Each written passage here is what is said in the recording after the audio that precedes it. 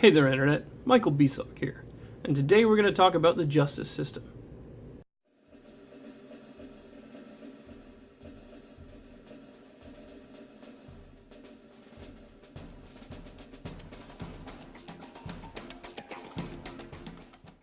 Let's talk about Richard Anthony Jones.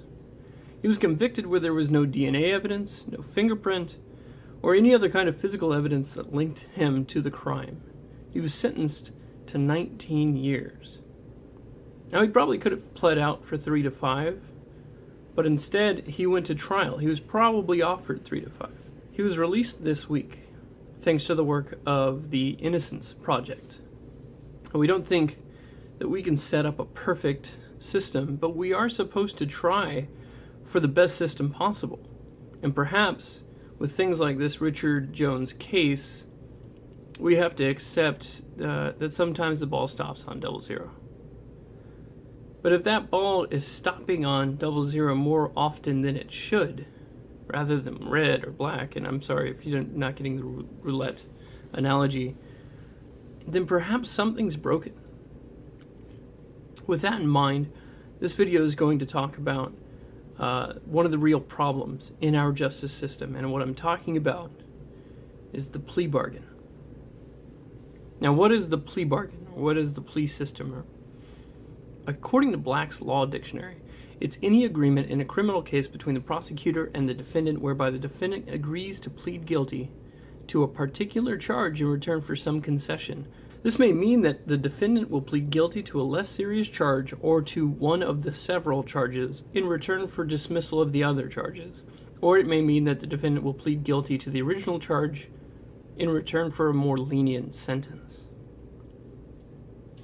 Now, I'm sure you can see the problem with that. If you haven't got much of an alibi, and you have no money for your own attorney, whose competence you can be assured of, then would you risk your freedom for decades? Or would you trade it for the assurance of a few years of easier time? What if you think there are racial disparities between you and those that will be trying you, those men and women of the jury that will decide your fate? Would you risk it then? In case you weren't aware, 90 to 95% of criminal cases at the federal level are pled out rather than going to trial. About 100 million cases happen per year, new cases, and most of those are traffic violations or non-criminal ordinance violations.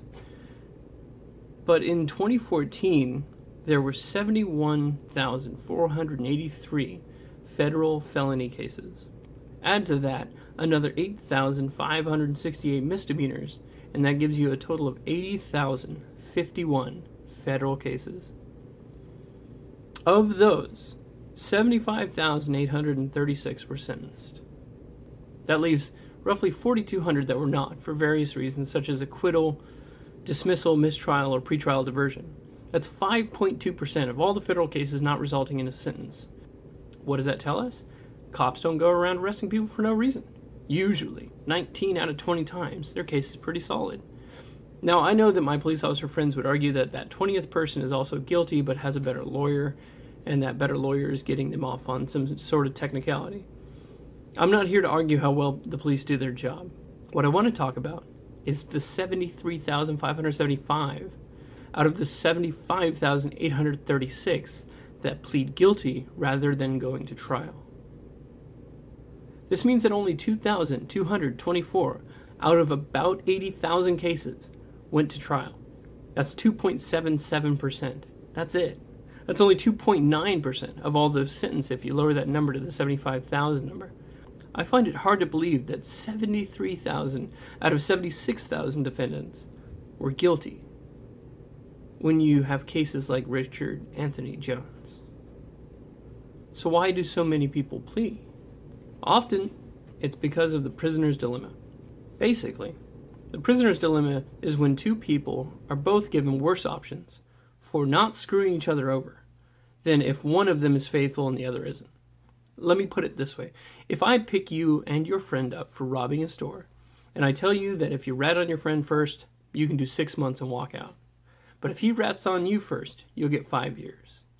And just to make sure it's not an option, I'll also say that if you go to trial, neither of you rats, and you're found guilty at trial, you both get 10 years.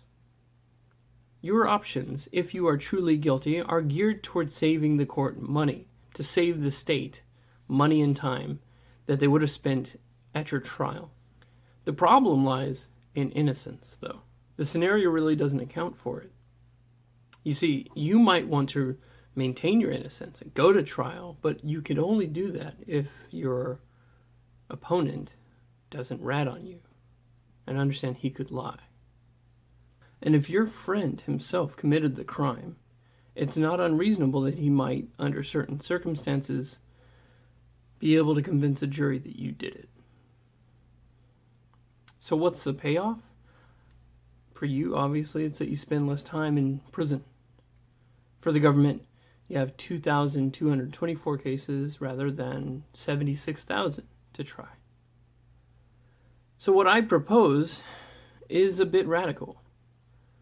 It probably couldn't be implemented in one step, but I propose that the plea bargain system be outlawed. Now let's walk through what would happen. We'll do this with 3 scenarios. An innocent man, a guilty man that would have pled guilty, and a guilty man that would have gone to trial.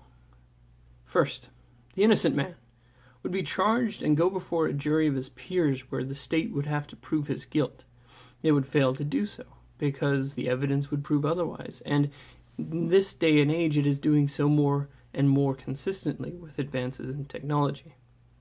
And then he would be acquitted. Next, the guilty man would plead guilty but would go to trial before a jury of his peers, and the evidence would prove him guilty. He would be sentenced in accordance with his crime and not in accordance with his cooperation, and he would go to jail.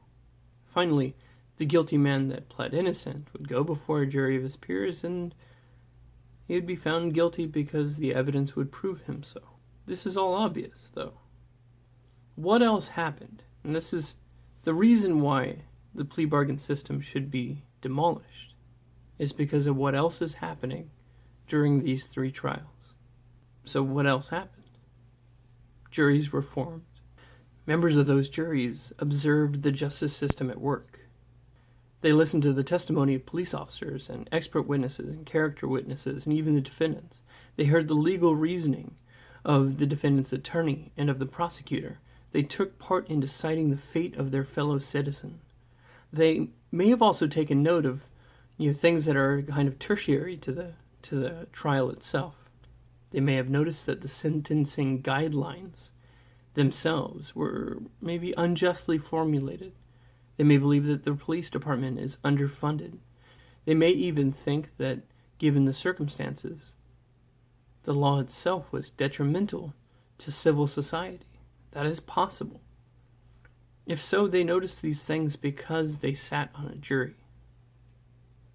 If a law is being used to target a specific set of people, and the citizenry must sit on juries often to hear essentially the same case over and over, and are they not more likely to become disturbed by the use of that law, more likely to call it unjust? Are they not more likely to change it? None of this happens because they never see it. None of these things is noticed because before they can make it to trial, they are threatened with more prison if they choose that route.